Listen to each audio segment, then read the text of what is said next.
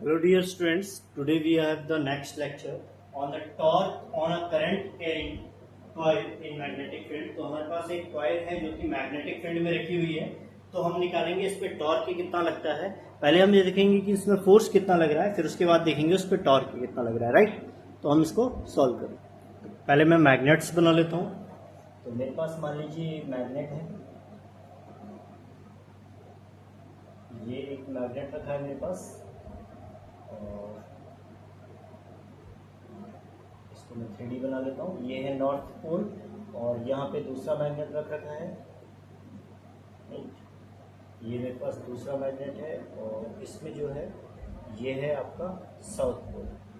तो एक मैग्नेट रखा है, और मैग्नेट में जैसे नॉर्थ और साउथ पोल है तो मैग्नेटिक फील्ड हमेशा नॉर्थ से साउथ पोल की तरफ होता है, यानी कि इसमें जो मैग्नेटिक फील्ड होगा वो नॉर्थ से साउथ की तरफ होगा। ये आपका मैग्नेटिक फील्ड होना चाहिए। इसके अंदर एक करंट कैरिंग लूप रखी है, तो आप मान लो इसके अंदर कॉइल रखी है, और कॉइल कुछ इस तरीके से रेक्टेंगुलर है। ठीक, मैं एक रेक्टेंगुलर कॉइल बनाता हूँ इसके अंदर। तो ये रेक्टेंगुलर कॉइल है जो इसके अंदर रखी हुई है। ठीक, ये कॉइल है जिसमें करंट है। अच्छा, इसकी लेंथ मैं मान लेता हूँ, क्योंकि एक रेक्टेंगुलर लूप है तो इसकी एक लेंथ रही होगी L और इसकी एक ब्रेड्थ रही होगी B। तो मैंने मान लिया ये इसकी ब्रेड्थ है। इसमें एक करंट जा रहा है, यहाँ से अंदर को I करंट जा रहा है, यहाँ से एंटर हो रहा है और इस तरीके से घूम के यहाँ से बाहर को आ जा रहा है। ठीक, यहाँ तक आपको समझ में आ रहा है। यहाँ पे मैं मान लेता हूँ ABCD इस कॉइल का नाम है। अब आप सोचो, ये आपके पास एक करंट कैरिंग कॉइल हो गई, ये मैग्नेटिक फील्ड हो गया, मैग्नेटिक फील्ड नॉर्थ से साउथ की डायरेक्शन में, और ये हमारा पूरा सिनेरियो है। तो इसको आपको समझ में आ रहा होगा किस तरीके से हमने ये कर रखा है। तो अब इसमें एक चीज आपकी जो जानने वाली है, याद रखने वाली है, आपको दिख रहा होगा ये करंट कैरिंग कॉइल है, ए से बी पे करंट जा रहा है, और मैग्नेटिक फील्ड एक्सटर्नल यहाँ को है। करंट मैग्नेटिक फील्ड, करंट तो इसका है, मैग्नेटिक फील्ड बाहर वाले का है। तो किसी भी करंट कैरिंग वायर में एक मैग्नेटिक फील्ड लगता है जो कि क्या होता है, BIL साइन थीटा या ILB साइन थीटा आप उसको बोल सकते हैं। तो किसी भी करंट कैरिंग वायर पे एक फोर्स लगता है जो कि होता है ILB साइन थीटा। ये हमने पिछले लेक्चर्स में पढ़ा है। ये हमारा करंट कैरिंग वायर है और इस पे करंट, ये मैग्नेटिक फील्ड है। तो यहाँ पे हमारा इस तरीके से ये है। अब एक चीज समझो, मैं इसके जो करंट जा रहा है A से B, B से C से D और D से A, यहां से मैं देख लेता हूं। तो देखो D से A जो करंट जा रहा है और A से B जो करंट है उसकी डायरेक्शन भी मैं बना लेता हूं। तो ये हो गया। तो मैं यहां से AD से शुरू करता हूं। मेरी वायर AD है, ये मान लो ये AD वायर है। तो AD वायर में D से A की तरफ करंट जा रहा है, और मैग्नेटिक फील्ड किधर को जा रहा है, इधर को। मैग्नेटिक फील्ड नॉर्थ से साउथ है ना, अपोजिट डायरेक्शन में। मैग्नेटिक फील्ड इस डायरेक्शन में है, करंट इस डायरेक्शन में है। तो थीटा कितना हुआ इसमें, 180 डिग्री। थीटा कितना हुआ, 180 डिग्री। ठीक, अच्छा, साइन 180 कितना होता है, साइन 180 होता है 0। तो इस वाले केस पे जो फोर्स होगा वो कितना होगा, 0 होगा। सेकंड केस ले लेते हैं। अब जो ऊपर वाला केस भी ले लेते हैं, B से C वाला। B से C में करंट किस तरफ को जा रहा है, इधर को जा रहा है करंट I, B से C में। और मैग्नेटिक फील्ड किधर को है, मैग्नेटिक फील्ड भी नॉर्थ से साउथ इधर ही को है, तो मैग्नेटिक फील्ड भी इधर को है। तो थीटा कितना हुआ इस केस का, 0 डिग्री, क्योंकि दोनों एक ही डायरेक्शन में, दोनों एक डायरेक्शन में हुए तो थीटा 0, और अपोजिट है तो 180। तो साइन 0 भी कितना होता है, 0। तो इस पर भी मैग्नेटिक फोर्स कितना होगा, 0 होगा। यानी कि फोर्स जो लग रहा होगा इस पर कितना लग रहा होगा, 0 लग रहा होगा। तीसरी कंडीशन, A से B जब करंट जा रहा है, A से B जब करंट जा रहा है, करंट अंदर को जा रहा है। ठीक, करंट अंदर को जा रहा है। अब देखो इसमें ये मैग्नेटिक फील्ड है बेटा, ये करंट अंदर को जा रहा है और मैग्नेटिक फील्ड इस तरफ है, नॉर्थ से साउथ। मैग्नेटिक फील्ड की डायरेक्शन इधर को है, ये मैग्नेटिक फील्ड वेक्टर हो गया। इसमें करंट इधर को, मैग्नेटिक फील्ड इधर को, करंट अंदर को जा रहा है, मैग्नेटिक फील्ड इधर को आ रहा है। तो यानी कि यहाँ पे जो एंगल बन रहा है वो कितना है, 90 डिग्री है। अगर आप देखेंगे एल की जो डायरेक्शन होती है वो करंट की डायरेक्शन में होती है, मैग्नेटिक फील्ड इस डायरेक्शन में, तो आपका थीटा कितना हुआ, 90। तो यानी कि यहाँ पे जो फोर्स लग रहा है वो लग रहा है ILB साइन 90। साइन 90 की वैल्यू होती है 1। ठीक, इसी तरीके से यहाँ पे देखते हैं C से D पर, C से D पर देखते हैं। C से D जाने पर अगर हम गौर से देखें C से D पर, तो ये C से D करंट जो आ रहा है वो अंदर को आ रहा है, और मैग्नेटिक फील्ड नॉर्थ से साउथ यानी कि यहाँ को जा रहा है। तो मैग्नेटिक फील्ड की डायरेक्शन ये है। अभी भी अगर देखें तो एंगल कितना बन रहा है 90, तो यहाँ पे भी कितना मैग्नेटिक फोर्स होगा, यहाँ पे भी कितना फोर्स होगा ILB। यानी कि इन दो सरफेस पे तो कोई मैग्नेटिक फील्ड है, कोई भी फोर्स है ही नहीं, सारा फोर्स इन दोनों पर है। तो हम इसी को लेके चलें, इसी को लेके चलते हैं कि यहाँ पे मैग्नेटिक, अच्छा दोनों पे फोर्स बराबर है क्योंकि करंट तो आ ही जा रहा है, मैग्नेटिक फील्ड भी एक्सटर्नल सेम ही है भी, दोनों पे फोर्स बराबर है यानी कि फोर्स का मैग्नीट्यूड बराबर है। इसमें हम देख लेते हैं डायरेक्शन। डायरेक्शन देखें तो देखो, अगर डायरेक्शन निकालूं फोर्स की तो फ्लेमिंग्स लेफ्ट हैंड रूल के हिसाब से जो ये फिंगर है ये मैग्नेटिक फील्ड की डायरेक्शन में होनी चाहिए। मैग्नेटिक फील्ड नॉर्थ से साउथ है तो इस फिंगर को मैं नॉर्थ से साउथ रख लेता हूं। अब करंट यहां से ए से बी, क्योंकि ऊपर वाले और नीचे वाले में तो कोई मैग्नेटिक फोर्स है नहीं थीटा की वजह से, तो इन्हीं दोनों में है, इन्हीं दोनों में हम निकालेंगे। इस वाले में ए से बी वाले में हम निकाल रहे हैं, तो ए से बी में ए से बी को करंट जा रहा है, ऊपर की तरफ करंट जा रहा है, तो आप करंट को इधर को ले लेंगे, कहाँ को, इस तरीके से, समझ रहे हैं, इस तरीके से कर लेते हैं। ये देखो मैग्नेटिक फील्ड इधर को, करंट ऊपर को जा रहा है, ये देखो ए से बी करंट जा रहा है ऊपर को, मैग्नेटिक फील्ड नॉर्थ से साउथ जा रहा है, तो थंब कहाँ को शो हो रहा है, नीचे को, यानी कि इस वाले सिरे में जो फोर्स लग रहा है वो नीचे की तरफ लग रहा है, ये जो फोर्स लग रहा है नीचे की तरफ लग रहा है, ठीक, इसमें फोर्स नीचे की तरफ लग रहा है, तो ये फोर्स की डायरेक्शन मैंने नीचे की तरफ बना दी है, ये फोर्स नीचे की तरफ लग रहा है। इसी तरीके से दूसरे वाले में देखते हैं, इस वाले में जो करंट है वो नीचे की तरफ है, तो करंट नीचे की तरफ है, करंट नीचे की तरफ है, मैग्नेटिक फील्ड नॉर्थ से साउथ यानी कि यहाँ को है, तो करंट नीचे को, सी से डी को, मैग्नेटिक फील्ड नॉर्थ से साउथ, तो फोर्स कहाँ को लग रहा है, ऊपर को, इसमें जो फोर्स लग रहा है वो ऊपर की तरफ लग रहा है, तो फोर्स की डायरेक्शन इसमें ऊपर को है। सी से डी में, सी से डी जाने पर फोर्स ऊपर को लग रहा है और ए से बी आने पर फोर्स नीचे को लग रहा है, लेकिन दोनों में फोर्स का मैग्नीट्यूड बराबर है लेकिन अपोजिट डायरेक्शन है, तो दोनों फोर्स एक दूसरे को क्या कर देंगे, कैंसिल कर देंगे, यानी कि नेट फोर्स कितना होगा, इस पर जीरो होगा। फोर्स जो नेट फोर्स होगा वो कितना होगा, जीरो होगा, तो यानी कि इस पे जो नेट फोर्स है वो कितना है, जीरो है, इस बात को ध्यान में रखेंगे। तो जब हम इस वाले को ले रहे हैं ए से बी, तो इस पे फोर्स की डायरेक्शन नीचे को आ रही है, और जब सी से डी ले रहे हैं तो फोर्स की डायरेक्शन अबव आ रही है, तो दोनों फोर्स का मैग्नीट्यूड बराबर है, तो टोटल नेट फोर्स कितना होगा, टोटल नेट फोर्स कितना होगा, टोटल नेट फोर्स होगा जीरो, क्योंकि सब कैंसिल हो जा रहा है, ऊपर वाला तो वैसे ही जीरो है क्योंकि साइन जीरो जीरो होता है, साइन 180 जीरो होता है, तो 90 की वजह से है और इस वाले की वजह से है, लेकिन ये दोनों ही फोर्स क्या कर रहे हैं, अपोजिट डायरेक्शन की वजह से कैंसिल कर जा रहे हैं। लेकिन एक चीज़ और सुनो, अगर मेरे पास ये इस तरीके से रखा हुआ है और इस वाले सिरे पर ए से बी पर फोर्स कहाँ को लग रहा है, नीचे को, और इस पे फोर्स लग रहा है ऊपर को, ये दोनों कैंसिल जरूर कर रहे हैं, लेकिन ये वाला फोर्स इसे नीचे घुमाएगा और ये वाला फोर्स इसे ऊपर, तो ये इस तरीके से घूमने लग जाएगा, और जब घूमने लगता है जो घूमने की वजह से फोर्स लगता है उसको हम टॉर्क बोलते हैं, यानी इसमें एक टॉर्क लग रहा है, क्या लग रहा है, टॉर्क। तो इसको अलग से देखते हैं क्या है टॉर्क। तो अब देखते हैं इसमें टॉर्क कितना होगा। तो टॉर्क निकालने के लिए एक बार इसमें देखो, अगर मेरे पास ये, हमारे पास ये है, तो इसमें फोर्स जो लग रहा है वो नीचे को लग रहा है और ये ऊपर को जा रहा है, फोर्स नीचे को, और ये यानी कि इस तरीके से टेढ़ा हो जा रहा है, तो यानी कि मुझे ये वाला सिरा दिख रहा है, ए डी वाला सिरा, ए डी।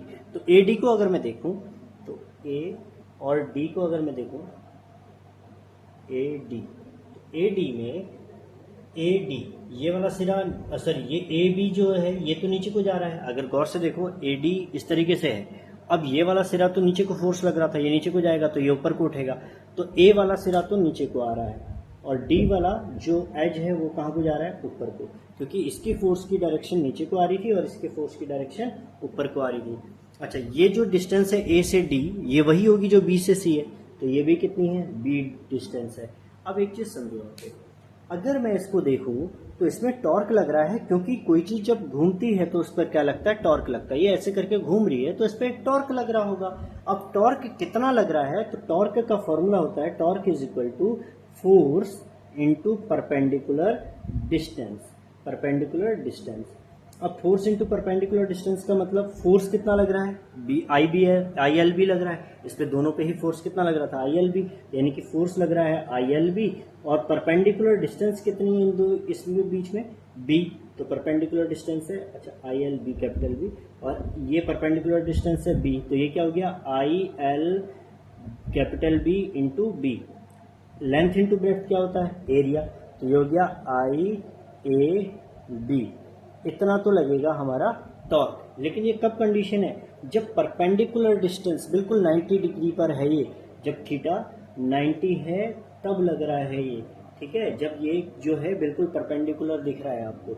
लेकिन ऐसा जरूरी थोड़ी है, हो सकता है ये अभी तो जब सीधा रखा है तब की बात है, लेकिन जब ये इस तरीके से टेढ़ा हो जाएगा, जब ये थोड़ा सा टेढ़ा हो जाएगा, ये वाला सिरा नीचे ये वाला ऊपर, तब तो सेम थोड़ी रहेगा, तब तो ये टेढ़ा हो गया। यानी कि ये एडी ऐसा नहीं है, अब ये टेढ़ा है, तो एडी को अगर टेढ़ा रखते हैं तो इस तरीके से हो गया एडी ना, समझ में आ रहा है। यानी कि ये वाला सिरा नीचे गया ये ऊपर, तो ये वाला जो पॉइंट है ये थोड़ा टेढ़ा हो जाएगा इस तरीके से, तो ये टेढ़ा हो गया ए डी। ए पर कहाँ को फोर्स लग रहा है, नीचे को, और डी पर फोर्स लग रहा है ऊपर को। अब देखो एक चीज, अब जो मेरी परपेंडिकुलर डिस्टेंस है वो परपेंडिकुलर डिस्टेंस ये ए डी जो बी थी ये तो नहीं होगी। परपेंडिकुलर डिस्टेंस तो वो होती है जो क्या हो, इन दोनों वेक्टर्स को, इन दोनों फोर्स के डायरेक्शन को अगर मैं ऐसे खींचूं तो ये परपेंडिकुलर डिस्टेंस हुई, ये 90 हुआ, ये परपेंडिकुलर डिस्टेंस हुई। अगर गौर से देखें तो इसमें एक मैग्नेटिक फोर्स भी था, इसको थोड़ा सा मैं बड़ा बना देता हूँ ताकि आपको कन्फ्यूजन ना हो समझने में। तो देखो इस तरीके से है ए डी, अब ए डी इस तरीके से है, और इसमें जो अगर मैं जो फोर्स लग रहा है ए में नीचे को लग रहा है और डी में ऊपर की तरफ लग रहा है फोर्स। तो अब अगर मैं इसमें परपेंडिकुलर डिस्टेंस निकालूं तो परपेंडिकुलर डिस्टेंस निकालने के लिए ये वाली जो होगी परपेंडिकुलर डिस्टेंस होगी, इसको मैं मान लेता हूँ एक्स, कुछ भी मान सकते हैं। और यहाँ पे अगर हम गौर से समझे, ये जो मैग्नेटिक फील्ड था नॉर्थ से साउथ डायरेक्शन में था, यानी कि मैग्नेटिक फील्ड इस डायरेक्शन में, ये है बी वेक्टर। अब गौर से समझो, ये जो आपका करंट कैरिंग कॉइल है ये मैग्नेटिक फील्ड के साथ अब कितने एंगल पर है होगी, थीटा एंगल पर होगी। अब ये कितने एंगल पर है, थीटा एंगल पर है। तो आप समझो अगर ये थीटा एंगल पर है, अगर ये थीटा एंगल पर है, किसके साथ है ये, मैग्नेटिक फील्ड, इसके साथ, मैग्नेटिक फील्ड के साथ कितना बना रही है, थीटा एंगल बना रही है। अच्छा एक चीज और समझो, रुको सॉरी, आप एक चीज यहाँ पे देखो, जब मैं ये फॉर्मूला लगा रहा हूँ तो आई ए बी, यहाँ पे साइन 90 नहीं होगा, साइन थीटा होगा, साइन थीटा होगा तो थीटा कितना हो जाएगा, ये अगर मैं इसको सॉल्व करूँ, अगर मैं इसको सॉल्व करूँ तो देखो, अगर मैंने x डिस्टेंस ली है, ये तो मेरा तब हो गया जब ये बिल्कुल सीधा रखा है, जब ये टेढ़ा रखा है तब कितना टॉर्क होगा, torque is equal to force into perpendicular distance. तो परपेंडिकुलर डिस्टेंस यहाँ पे लिख लेते हैं, फोर्स कितना लगेगा, आई एल बी, कितना लगेगा, आई एल बी। लेकिन अब जो परपेंडिकुलर डिस्टेंस है वो कितनी है, x है, अब परपेंडिकुलर डिस्टेंस कितनी है, x है, परपेंडिकुलर डिस्टेंस x है ना, दोनों के बीच में अब जो डिस्टेंस है वो x है। अच्छा अब यहाँ पे देखो थीटा किसके बीच का एंगल लेना है, क्या देखो थीटा आपने लेना है एरिया वेक्टर और मैग्नेटिक फील्ड का, एरिया और मैग्नेटिक फील्ड के बीच का एंगल लेना है। अब गौर से समझो, अगर ये इस तरीके से घूम गया, अगर ये इस तरीके से घूम गया, ऐसे घूम गया, तो ऐसे घूमने की वजह से इसका जो एरिया वेक्टर है वो इसके इस तरीके से जाएगा अंदर को, परपेंडिकुलर होता है ना एरिया वेक्टर, तो परपेंडिकुलर होता है तो ये इस तरीके से होगा नीचे को। अगर ये इस तरीके से रखा है तो इसका एरिया वेक्टर इस तरीके से होगा, समझ में आ रहा है। अगर ये इस तरीके से रखा है तो इसका एरिया वेक्टर परपेंडिकुलर ऐसे होगा, सरफेस के परपेंडिकुलर। एरिया वेक्टर की किधर को आया, नीचे को, तो इसके बीच में ये वाला एंगल जो एरिया वेक्टर और मैग्नेटिक फील्ड के बीच का एंगल है ये हुआ थीटा। तो थीटा यहाँ पे लिख देता हूँ, theta is angle between area vector and magnetic field, ठीक, तो ये एरिया वेक्टर आया। अच्छा अब ये थीटा एंगल है, ठीक है, ये कितना एंगल है आपका, थीटा एंगल है, ठीक है। तो अब ये वाला एंगल मेरे पास थीटा आया, समझ में आ रहा है क्या। और एरिया वेक्टर सरफेस से कितना लेते हैं हम, 90 डिग्री, तो ये 90 डिग्री हुआ पूरा, ये 90 में से थीटा माइनस हुआ तो ये वाला एंगल आ जाएगा। ये वाला एंगल कितना होगा, ये पूरा 90 है, इसमें से ये थीटा है, तो ये वाला एंगल कितना हुआ, 90 माइनस थीटा। अच्छा ये पहले से ही 90 है, तो ये वाला एंगल कितना होगा, 90 प्लस 90 माइनस थीटा, और उधर 180 होगा इक्वल टू, क्योंकि तीनों एंगल्स का सम कितना होता है 180। ये वाला एंगल 90 है, देखो मैं आपको इधर समझा देता हूँ, ये इस तरीके से है, ये वाला एंगल आपका आया 90 माइनस थीटा, ये आपका 90 डिग्री है, ठीक, और ये मुझे निकालना है। तो देखो तीनों का सम कितना होगा, 90 माइनस थीटा प्लस 90, और ये तीसरा एंगल अभी कुछ नहीं है तो y मान लो, y, तीनों का सम होता है 180, 90 प्लस 90 180, वो 180 इस साइड आएगा माइनस में, तो 180 से 180 कट जाएगा, y इक्वल टू कितना आया, माइनस थीटा उधर जाएगा तो प्लस का थीटा, यानी कि ये वाला एंगल कितना आया आपका, थीटा आया। ये समझ में आया। ये एंगल आपका थीटा आया। तो इस फिगर को मैं एक बार फिर से बना रहा हूँ, खाली मैं ट्रायंगल बना रहा हूँ जहाँ पे मेरा थीटा आया, थीटा ये आया। ये पूरी डिस्टेंस ए से डी की कितनी है, ए से डी की डिस्टेंस देखोगे जो ये डिस्टेंस है वही ये वाली डिस्टेंस है, बी सी के बराबर यानी बी है, ठीक, ए बी। अच्छा, और यहाँ पे जो डिस्टेंस है वो कितनी है, एक्स है। तो एक बार देखो, मुझे इन दोनों के बीच में रिलेशन निकालना है। ये क्या है, थीटा के सामने वाला परपेंडिकुलर, ये है हाइपोटेन्यूज, ये है हाइपोटेन्यूज, ये है परपेंडिकुलर। परपेंडिकुलर अपॉन हाइपोटेन्यूज क्या होता है, साइन थीटा। यानी कि साइन थीटा को मैं क्या लिख सकता हूँ बेटा, sine theta is equal to perpendicular, perpendicular है एक्स और हाइपोटेन्यूज हुआ बी। मुझे एक्स निकालना है तो बी को इधर भेज दो, B sine theta is equal to X. ऐसा क्यों किया, एक्स क्यों निकाला, क्योंकि मुझे यहाँ पे रखना है। ये मेरा जनरल फॉर्मूला है। कोई भी थीटा एंगल पे अगर आपसे पूछता है, ये तो परपेंडिकुलर डिस्टेंस जब बिल्कुल सीधा है तब तो कोई दिक्कत नहीं है, लेकिन जब टिल्ट कर गया, थोड़ा सा मुड़ गया तो थीटा एंगल बन जाएगा। तो यहाँ पे आपको जो भी थीटा की वैल्यू दी जाएगी वो आप इसमें रख के आप निकाल सकते हैं। तो एक्स क्या है, ये परपेंडिकुलर डिस्टेंस है। एक्स क्या है, परपेंडिकुलर डिस्टेंस है बेटा, ठीक है। तो अब देखो, इसमें मैं रख रहा हूँ value, torque is equal to आया था आई एल बी एक्स। तो एक्स की जगह मैं रखूंगा आई एल बी, एक्स की जगह मैं रखूंगा बी साइन थीटा। और एल इंटू बी क्या होता है, एरिया, लेंथ इंटू ब्रेड्थ क्या होता है, एरिया ऑफ रेक्टेंगल। तो ये आ गया आई ए बी साइन थीटा। तो ये किसके लिए निकाला हमने, ये किसी भी जनरल फॉर्मूला निकाल लिया। जब टॉर्क में आपसे कहे कि जो है ये एरिया वेक्टर और मैग्नेटिक फील्ड का एंगल थीटा है, यहाँ तो 90 था तो कोई दिक्कत नहीं थी, यहाँ पर जो थीटा एंगल है उसके लिए हमने सॉल्व कर लिया। अगर इसे वेक्टर फॉर्म में लिखना चाहूँ तो टॉर्क इज इक्वल टू क्या हो जाएगा, आई ए क्रॉस बी। ए क्रॉस बी कब लगता है, साइन थीटा जब होता है, साइन थीटा में क्या लग जाता है, ए क्रॉस बी।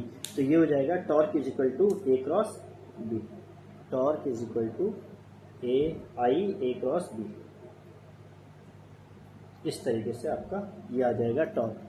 तो होप आपकी समझ में आया होगा कि ये टॉर्क किस तरीके से लग रहा है। अच्छा, अगर आपको टॉर्क की फिर भी अगर आपको डायरेक्शन निकालनी है तो आप ऐसे निकाल सकते हैं, अपने राइट हैंड को ए से बी की तरफ मूव करिए। जैसे ए है, ए से मैग्नेटिक फील्ड उधर को है, ये बी वेक्टर इधर को है, एरिया वेक्टर इधर को है। एरिया से इधर को मूव करेंगे तो आपको ये जो थंब होगा ये आपको डायरेक्शन देगा टॉर्क की, यानी कि टॉर्क आउटसाइड डायरेक्शन में होगा, ठीक है। तो ये आपका मूविंग कॉइल गैल्वेनोमीटर था। मैं फिर से समझा देता हूँ, इसमें हमने करंट लिया था इस तरीके से, BC इधर को है करंट की डायरेक्शन, और जो मैग्नेटिक फील्ड है वो भी इधर को है। तो दोनों के बीच एंगल 0, और साइन 0 होता है 0, तो मैग्नेटिक यहाँ पे रख के देख लो, साइन 0 0, तो ये सारा फोर्स 0 हो गया। इस कंडीशन में 180 है, क्यों, क्योंकि AD में करंट उधर को, मैग्नेटिक फील्ड इधर को, तो फोर्स फिर से 0 हो गया, क्योंकि साइन 180 0 होता है, तो इस पे रखोगे तो फोर्स 0 आएगा। इस पे 90 था तो ILB, इस पे भी 90, ILB, इस पे 90 रखोगे तो ये आ जाएगा। लेकिन दोनों फोर्स अपोजिट डायरेक्शन में थे, ये हमें पता लगा किससे, फ्लेमिंग्स लेफ्ट हैंड रूल से। फ्लेमिंग लेफ्ट हैंड रूल में जो मैग्नेटिक फील्ड था वो इधर को था, फोर्स, ये जो करंट जा रहा है ऊपर को जा रहा है, तो फोर्स नीचे को लग रहा था इस वाले में, और इस वाले में ऊपर को लग रहा था। अब दोनों फोर्स ने एक दूसरे को कैंसिल कर दिया तो नेट फोर्स 0 हो गया, यानी कि सारा टॉर्क लग रहा है। टॉर्क होता है फोर्स इंटू परपेंडिकुलर डिस्टेंस।